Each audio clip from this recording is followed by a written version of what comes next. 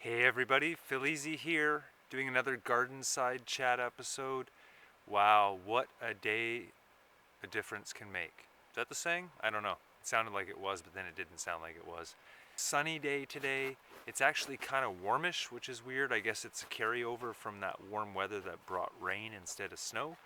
We're sitting at about plus 5 degrees Celsius. I'm just loving this sun. So I thought I'd get out here in the garden and do a couple more chats today, see what sort of topics we can talk about. And the one that came up most recently is more planning of your garden ideas. This one's got to do with raised beds and whether or not you want to consider doing that. It's quite the process. Well, it can be quite the process to put one in. There's a lot of advantages to them. There are a couple disadvantages, and today I'm just going to take you through my ideas around the raised bed. But thanks for checking me out today. Hit that subscribe button, notification bell. You know what we need to do. We need to just smash that thumbs up. Let's go. This time of year, you can really start to think about some of those ideas about building or planning this garden, and if raised beds are something you're considering, then here are the reasons why you would want to do raised beds. There's a whole bunch of them. So the advantage with raised beds is you'll contain your soil. So you're not going to have any spillover, anything like that. Anything you add to your bed is going to stay in your bed. The other advantage is we tend not to walk on raised beds. They are contained as long as you don't make them too wide. I'd go less than 4 feet so you can reach in from either side on the bed and still deal with everything. Some people will raise their beds just a little bit off the ground. I've seen ideas where it goes right up to, I'd say, even 3 feet off the ground. Those are really good beds when it comes to people who may want to have easier access to the beds. They're raised up. You don't have to bend over and spend as much time either hunched over, bent over on your knees, or crawling around in the bed if you have the raised ones. I've seen lots of ideas where people have used old animal watering troughs. They will use, I've seen refrigerators turned on its back, open. There's different ways to raise a bed. I've done a few beds where I've contained them, and my preference is wood.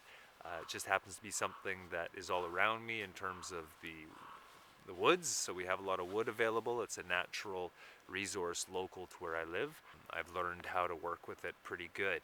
So for me, raised beds I would do out of wood. If you're going to go the wood route, similar to the trellis video I did earlier, I would go with cedar if that's within your affordable range, because cedar will just last a lot longer. It resists rot and moisture. So the other thing that is an advantage, hello bird.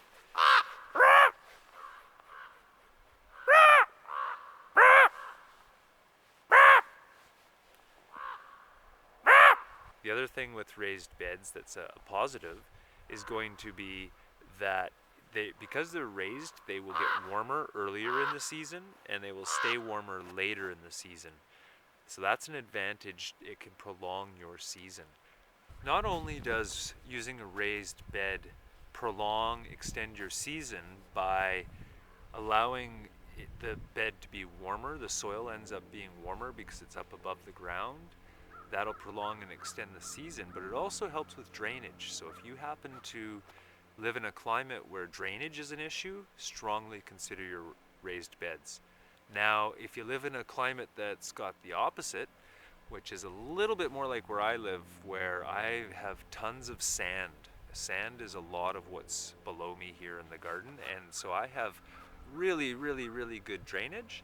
And I have a short growing season, but also a hot growing season. It can get upwards of plus 40 degrees centigrade.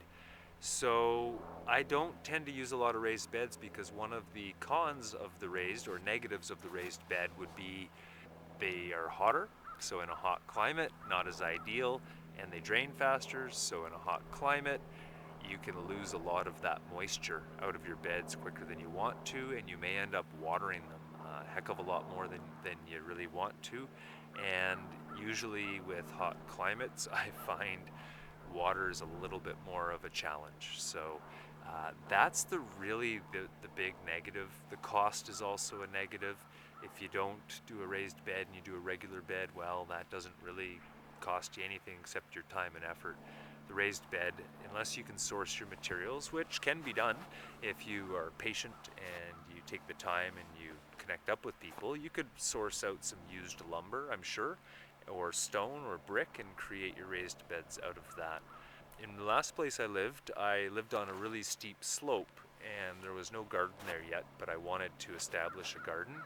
And it turned out that in that soil we had lots of rocks that were anywhere from about that big up to that big. And they were shaped in a way that I could stack them into little walls. So what I ended up doing there was I just, as they came out of the ground, I threw them to the side or I started building them into on the slope into the levels. I created a terrace effect. So it ended up being a raised bed on the front but regular on the back.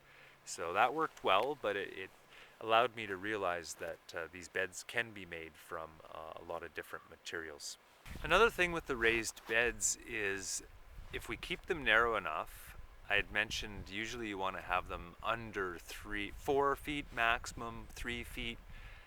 Then you can reach all sides of it and there's absolutely no reason to walk on it. And that will allow you to have lighter soil, fluffier soil. It won't get as compacted over time like a garden would that you've walked through a fair amount or stepped into your beds.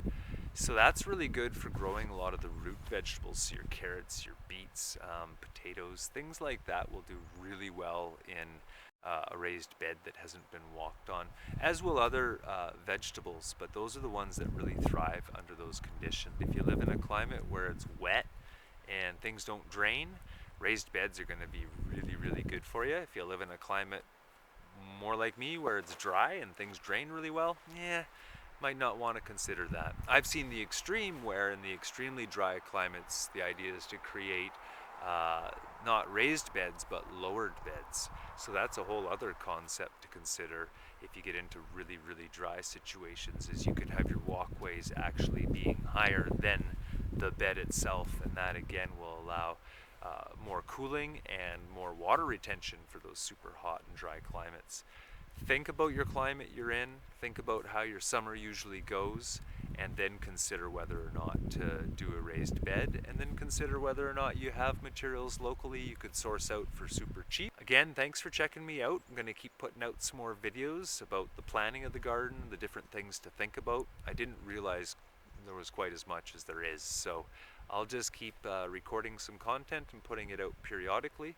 Thank you for checking me out again. Thank you if you made it this far. Please hit that subscribe button, notification bell, share this with a friend, smash the thumbs up. That's what gets the video shown to lots of people. So have a great day, and we will talk to you guys real soon. Take care. Bye.